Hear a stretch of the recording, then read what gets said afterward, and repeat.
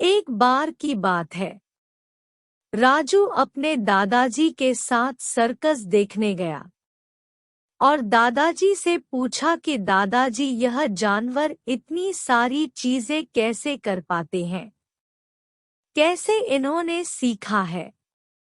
और दादाजी उसे समझाते हैं कि बच्चे, जब यह जानवर बहुत छोटे थे तभी से इनको सिखाया गया कि कौन सा कार्यक्रम कैसे करना है, जिससे यह उन चीजों को सीखते सीखते बड़े हुए हैं, जिस कारण वह अपने काम में पूरी तरह से ढले हुए हैं और परिपक्वता को प्राप्त कर चुके हैं।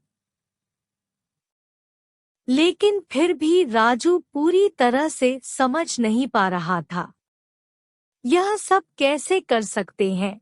यह जानवर कैसे अपने जंगल को छोड़कर और कैसे अपने रहन-सहन को पूरी तरह से छोड़कर हमारी दुनिया में ढले हुए हैं?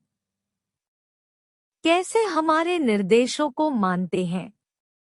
राजू ने यह भी देखा कि कैसे इतने बड़े-बड़े हाथी को छोटी पतली पतली रस्सियों से बांधकर रखा गया है, जबकि हाथी इतने बलवान होते हैं कि जिस पेड़ से बंधे हैं उसी को उखाड़कर नीचे रख दे।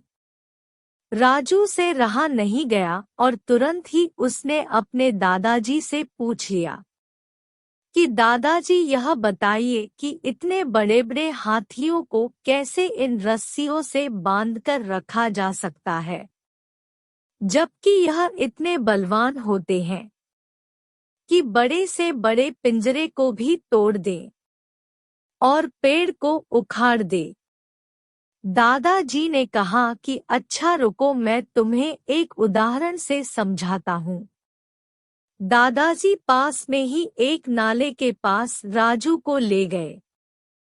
नाला इतना चौड़ा था, राजू उसको कूद सकता था और कूदकर पार कर सकता था। दादाजी ने कहा कि राजू, इस नाले को कूद जाओ, लेकिन राजू डर रहा था कि मैं नाले में गिर जाऊंगा। नाला गहरा है जिसमें तेजी से पानी बह रहा है। राजू नाले के किनारे को नहीं देख रहा था, अपने आप को नहीं देख रहा था, अपनी शक्ति को नहीं पहचान रहा था। केवल वह बहती धारा को देख रहा था और यह सोच रहा था कि मैं नाले में गिर जाऊंगा। उसने यह नहीं सोचा कि मैं नाले को कूदकर पार कर जाऊंगा। दादाजी ने कहा कि राजू कूद जाओ। राजू ने कहा कि नहीं दादाजी, मैं कूद नहीं सकता। यह नाला बहुत चौड़ा है, कितनी तेज धारा बह रही है, मैं गिर जाऊंगा और इसमें बह सकता हूँ। इतना सुनकर दादाजी ने फिर कहा, राजू कुछ भी नहीं होगा, तुम कूदो तो। उसने अपनी मानसिकता बना रखी थी कि मैं कूदूंगा तो गिरूंगा और मैं बह जाऊंगा या मुझे चोट लगेगी। वह यह सोच ही नहीं रहा था कि मैं कूदूंगा तो पार कर जाऊंगा। दादाजी यह सब देख रहे थे और उसको प्रोत्साहित करने की कोशिश कर रहे थे। अंत में दादाजी ने कहा कि राजू कूदो, नहीं तो तुम यह नहीं पता लगा पाओगे कि हाथी कैसे इस पतली रस्सी से बंधा हुआ है। राजू ने कहा कि ठीक है दादाजी, मैं प्रयास करता हूँ। और उसने अपनी पूरी ताकत लगाई और कूद गया और नाला पार कर गया।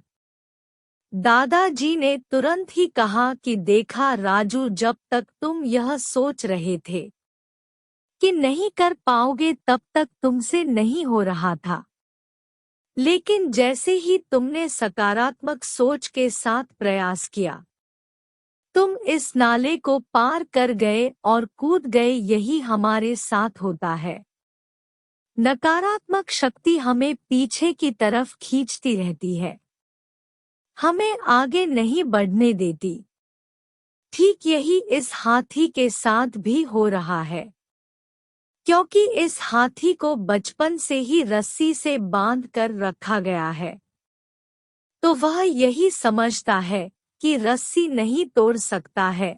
जैसे ही वह यह सोचगा कि वह कितना ताकतवर है, तो एक ही क्षण में इस रस्सी और पेड़ को उखाड़ देगा।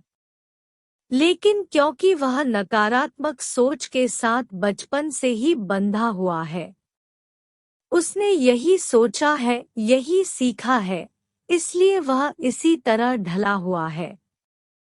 दोस्तों, उन हाथियों की तरह हम भी अपने जीवन में नकारात्मक सोच रूपी रस्सी से बंध जाते हैं। जीवन में किसी काम में प्राप्त हुई असफलता को हम मस्तिष्क में बिठा लेते हैं और यकीन करने लगते हैं कि एक बार किसी काम में असफल होने के बाद उसमें कभी सफलता प्राप्त नहीं होगी। इस नकारात्मक सोच के कारण हम कभी प्रयास ही नहीं करते। आवश्यकता है इस नकारात्मक सोच से बाहर निकलने की, उन कमियों को पहचानकर दूर करने की जो हमारी असफलता का कारण बनी। नकारात्मक सोच हमारी सफलता में सबसे बड़ी बाधक है। इसलिए नकारात्मक सोच रूपी जंजीर को तोड़कर सकारात्मक सोच को अपनाएं और जीवन में प्रयास करना कभी न छोड़ें, क्योंकि प्रयास करना सफलता की दिशा में कदम बढ़ाना है। मेरे चैनल को लाइक, शेयर और सब्सक्राइब करें।